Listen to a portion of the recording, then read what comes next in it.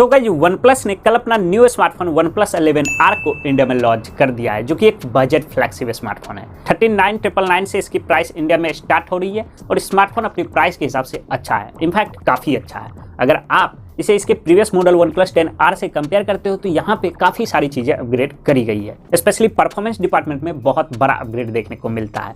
तो अगर आप इस फोन को लेने की सोच रहे हो तो ले सकते हो, कोई भी दिक्कत नहीं होगी। लेकिन उससे पहले दोस्तों ये वीडियो पूरा देख लीजिए, क्योंकि हम सबको पता है कि फ़ोन के अंदर हमें अच्छी चीज़ों के साथ साथ थोड़ी बहुत कमियाँ भी देखने को मिलती है, और इस फोन के साथ भी हमें ऐसा ही कुछ देखने को मिल रहा है। तो इस वीडियो के अंदर मैं आपको इस फोन के सभी कन्फर्म स्पेसिफिकेशन एंड प्राइस के बारे में तो बताऊंगा ही, इसके अलावा यहाँ पे क्या क्या कमियाँ दी गई है इसकी भी जानकारी दूंगा। तो उसके लिए चैनल पे अगर आप नए हो तो सब्सक्राइब कर लीजिए, एंड वीडियो का आपको कोई भी पार्ट अच्छा लगता है तो लाइक भी कर दीजिएगा।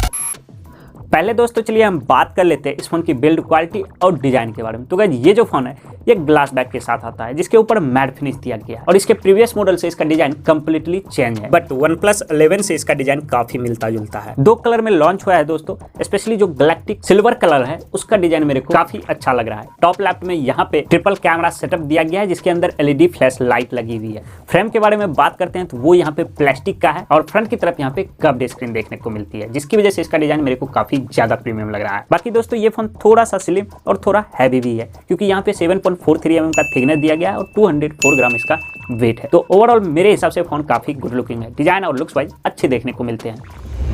डिस्प्ले के बारे में बात करते हैं तो दोस्तों इस फोन के अंदर 6.74 इंच का एक फ्लूइड एमोलेड डिस्प्ले दिया गया है, जो कि 1.5 के रेजोल्यूशन का है। 10 बिट्स का ये डिस्प्ले है। यहाँ पे डॉल्बी विजन का भी सपोर्ट दिया गया है, और साथ में HDR10+ का भी इसके ऊपर सर्टिफिकेशन देखने को मिलता है। तो कलर्स वगैरह जो है वो यहाँ पे काफी अच्छे नजर आएंगे, मतलब जब भी आप इस फोन से कंटेंट कंज्यूमिंग करोगे तो यहाँ से एक्सपीरियंस अच्छा रहेगा। और डिस्प्ले के अंदर इन डिस्प्ले फिंगरप्रिंट सेंसर भी लगा है, जो कि ऑप्टिकल है। इसके साथ ही ये डिस्प्ले बहुत ज्यादा स्मूथ भी है, क्योंकि फोन के अंदर 120 हर्ट्ज के फास्ट रिफ्रेश रेट भी दिए गए हैं, एंड 360 हर्ट्ज का टच सैंपलिंग रेट भी देखने को मिलता है। सेंटर पंच होल डिस्प्ले दिया गया है दोस्तों। कर्व्ड स्क्रीन होने की वजह से टॉप और दोनों साइड वाले बेजल्स यहाँ पे बहुत पतले नजर आते हैं, और चिन के बारे में बात करते हैं तो ये भी काफी ठीक है। तो जो लोग अपने स्मार्टफोन में गेमिंग वगैरह करना पसंद करते हैं या फिर मूवी एंजॉय करना पसंद करते हैं, उसके लिए ये डिस्प्ले मेरे हिसाब से काफी अच्छा है। और ये डिस्प्ले काफी ज्यादा ब्राइट भी है, क्योंकि इसके अंदर 1450 निट्स की पिक ब्राइटनेस भी दी गई है। ओवरऑल दोस्तों मेरे हिसाब से डिस्प्ले की क्वालिटी अच्छी है।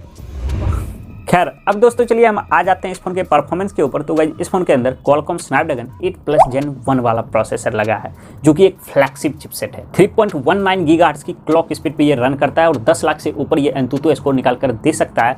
तो परफॉर्मेंस जो होगा वो यहाँ पे बिल्कुल मक्खन के जैसा होगा। डे टू डे लाइफ में आपको इस फोन से कोई भी दिक्कत नहीं आएगी। इसके अलावा सभी तरह के हेवी गेमिंग लाइक COD या फिर BGMI ये बहुत आराम से हैंडल कर लेता है। और अच्छी चीज मेरे को ये लगी कि इस फोन की ताकत को बढ़ाने के लिए यहाँ पे LPDDR5X वाले रैम दिए गए एंड UFS 3.1 का स्टोरेज टैब देखने को मिलता है, और ये कॉम्बिनेशन आई थिंक मेरे ख्याल से पहली बार किसी फोन में देखने को मिल रहा है। तो मल्टीटास्किंग या फिर app opening and closing speed जो होगी वो काफी फास्ट होगी। बाकी दोस्तों ये phone out of the box Android 13 के ऊपर आता है एंड OxygenOS 13 के ऊपर रन करता है, जहाँ पे आपको थोड़े बहुत ब्लॉटवेयर देखने को मिलेंगे जिसे आप डिलीट कर पाओगे, बट ये पहले से काफी ज्यादा स्मूथ है। तो सॉफ्टवेयर एक्सपीरियंस भी यहाँ से काफी अच्छा रहेगा।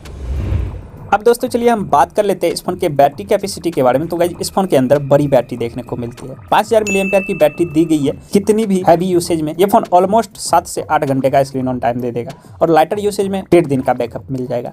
इसका एक और कारण है कि इसमें जो प्रोसेसर लगा है वो पावरफुल तो है ही, इसके अलावा बहुत ही बैटरी एफिशिएंट भी है, क्योंकि 4 नैनोमीटर फैब्रिकेशन प्रोसेस पे बना है। तो बैटरी बैकअप इसमें काफी अच्छा मिलेगा।